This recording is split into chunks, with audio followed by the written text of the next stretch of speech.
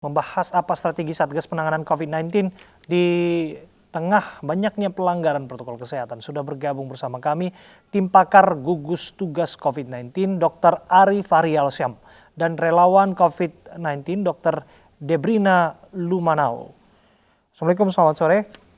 Waalaikumsalam, selamat sore Mas. Saya ke Dr. Ari terlebih dahulu. Ya. Dr. Ari, kalau Anda menilai urgensi pernyataan pers yang disampaikan secara berjamaah seperti ini, berkelompok seperti ini, di tengah adanya upaya untuk menimbulkan kesadaran kolektif mematuhi protokol kesehatan. Apa dibalik ini, Pak? Ya, prinsipnya sih begini ya, tugas Satgas, tugas dokter, Ikatan Dokter Indonesia memang selalu mengingatkan bahwa kita ini sedang berada dalam situasi pandemi global COVID-19. Dan angka ini juga angkanya sekarang sudah menembus 5.000 per hari. Kemudian untuk DKI Jaya juga secara khusus juga sudah lead lagi, memimpin lagi dengan jumlah angka 1.300-an, 1.200-an. Jadi artinya apa? Memang ini harus selalu diingatkan.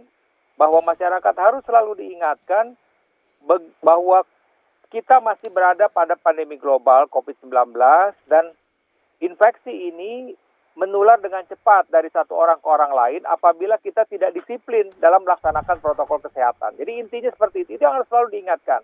Nah, kenapa kok masih abai? Saya rasa karena pesan tadi itu belum sampai. Mereka artinya belum mengetahui apa sih resikonya, ya apakah dampaknya, kemudian bagaimana mudah menularnya segala macam. Sehingga kalau dia belum memahami betul mengenai hal ini, tentu kembali lagi tadi, artinya protokol kesehatan jadi tidak bisa dilaksanakan dengan optimal gitu loh.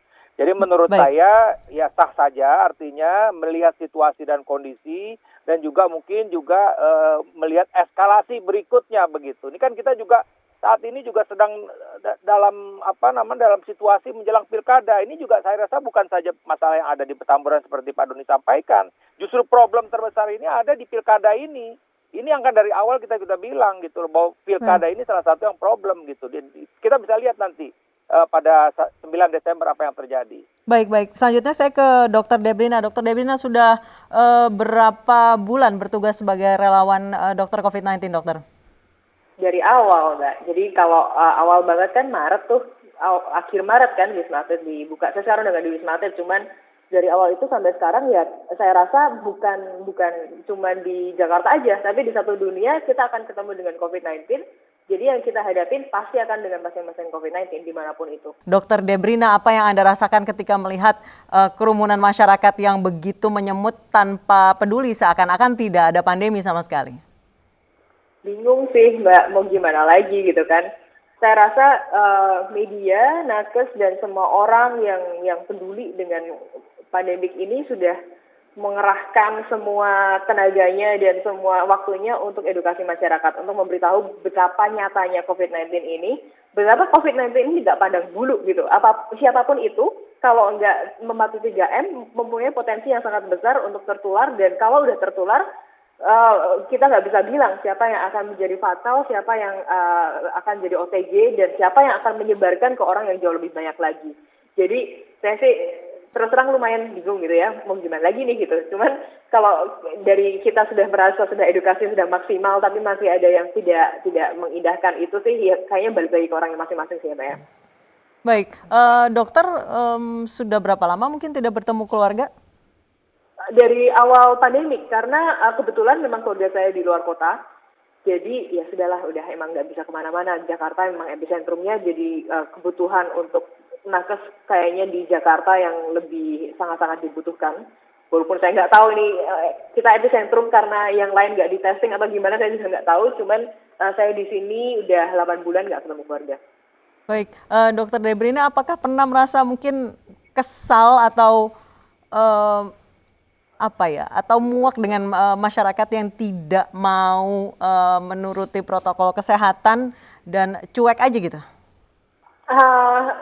Lebih ke ngerasa desperate sih ya Mbak ya. Jadi udah kayak desperate banget, udah nggak tahu harus gimana lagi kita gitu.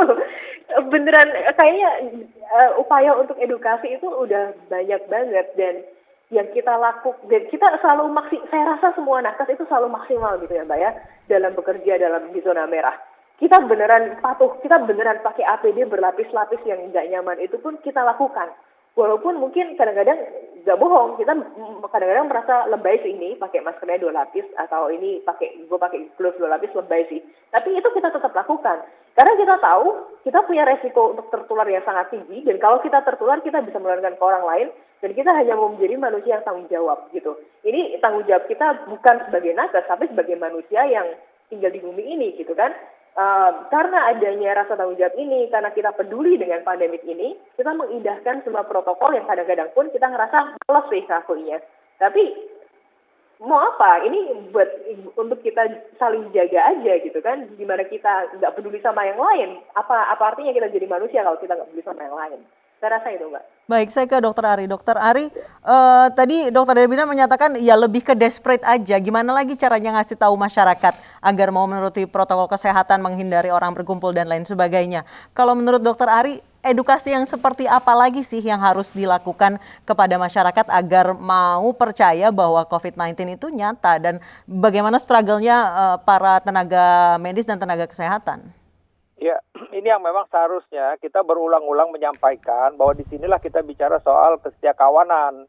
Kesetiakawanan itu bagaimana? Ya, kesetiakawanan kan tadi ini ya, para petugas medis yang sudah berjibaku seperti tadi Dokter Refri 8 bulan tidak pernah ketemu keluarga ya, kemudian setiap hari para petugas kesehatan harus bekerja dalam suatu resiko yang tinggi karena mungkin sewaktu-waktu dia juga bisa tertular gitu loh. Nah, ini kan artinya informasi-informasi seperti ini yang juga harus sampai kepada masyarakat, di mana masyarakat harus melihat perjuangan para tenaga kesehatan ini gitu. Karena sekali lagi bahwa kalau di hulunya nggak beres, artinya bahwa terjadi seperti ini, ya kerumunan massa, ya kan terjadi penularan terus, itu yang berjibaku, yang akhirnya babak belur adalah yang dihilir gitu. Dan bahkan konsekuensi dari teman-teman yang ada di hilir itu adalah konsekuensi nyawa.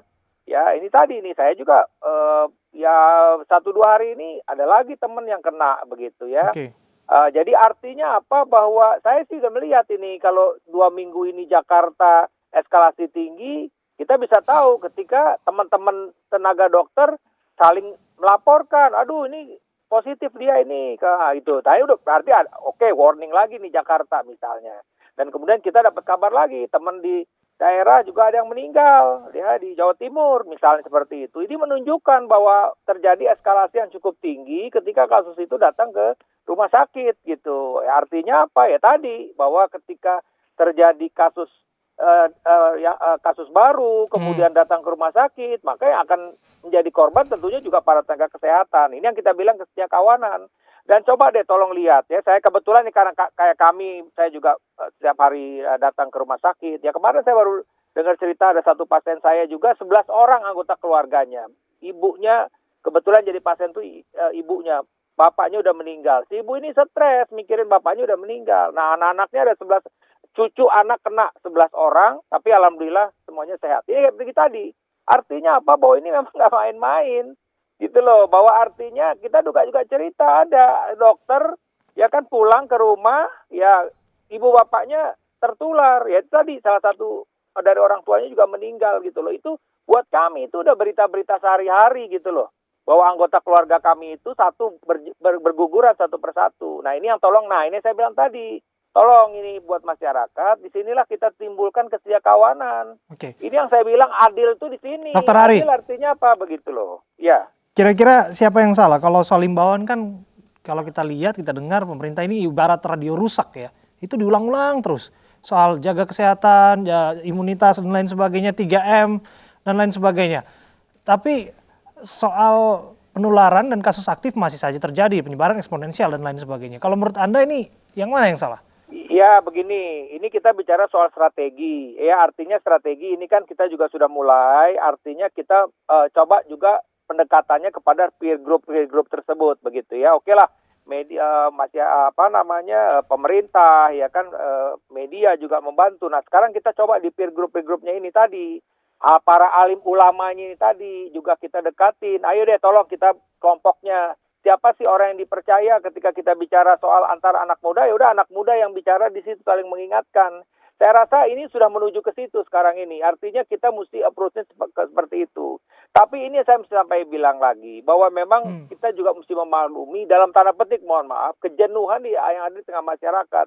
Dan ini pun terjadinya bukan di tingkat nasional, global. Kita lihat ya di Eropa itu second wave, di Jepang sekarang udah third wave, udah ketiga bahkan gitu contohnya. Kalau komponen anak muda sudah disinggung, kira-kira Dokter Debri ada ide apa, ada masukan apa untuk generasi muda ini sumbangsihnya untuk tidak menyerah melawan wabah ini?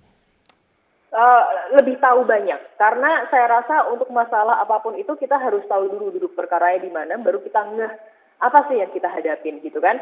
Makanya saya selalu bilang, kayaknya memang lumayan gak adil saya untuk menuntut semua orang bersimpati atau berempati ini seperti kalau teman-teman sejawat saya ngelihat COVID-19, karena kami sehari-harinya makanannya itu gitu. Jadi kita lihat langsung, kita tahu seberapa parahnya pasien-pasien yang dengan COVID-19 ini, seberapa mereka stresnya juga di dalam masalah isolasi.